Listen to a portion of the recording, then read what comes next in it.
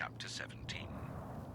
Now Elijah the Tishbite, from Tishbe in Gilead, said to Ahab, As the Lord, the God of Israel, lives, whom I serve, there will be neither dew nor rain in the next few years, except at my word.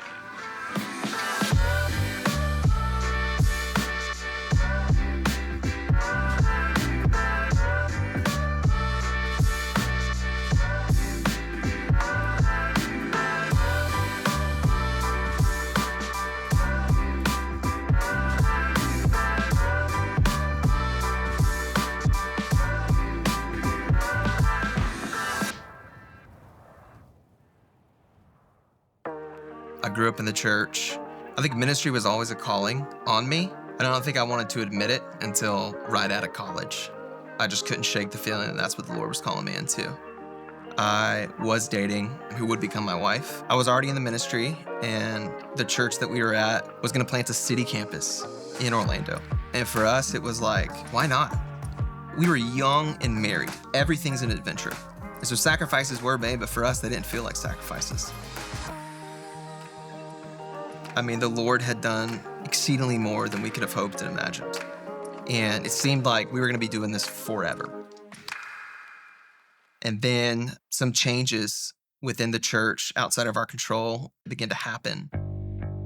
Some things that we began to notice that just weren't sitting right for us, that brought some clarity of like, we might not be here forever, was the theology of that church started to change. It became very much like, if you do this, then God will do this. I couldn't get on board with that. And it was very confusing because we thought that the Lord was just laying out this very clear road for us. And that road slowly became a dead end.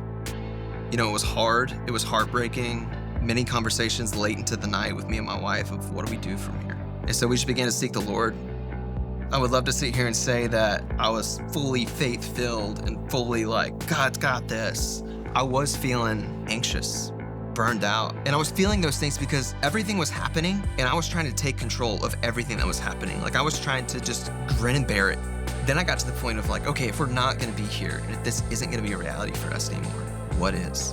And I remember one day, I just got down on my knees and just asked the Lord to just show me what I'm supposed to do next. I don't need a 5-year plan. I just need to know what my next step is.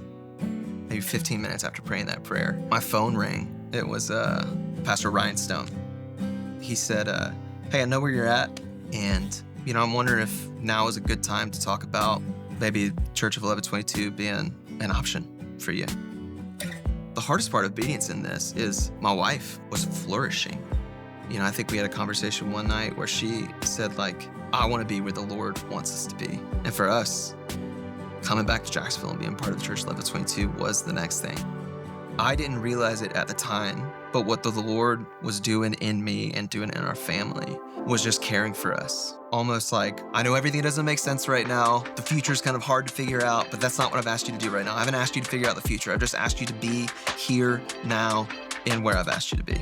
If there is a theme over the last 10 plus years in ministry for me, it is keep your hands wide open for whatever the Lord wants to put in it or take out of it. It's never mine. It's always His.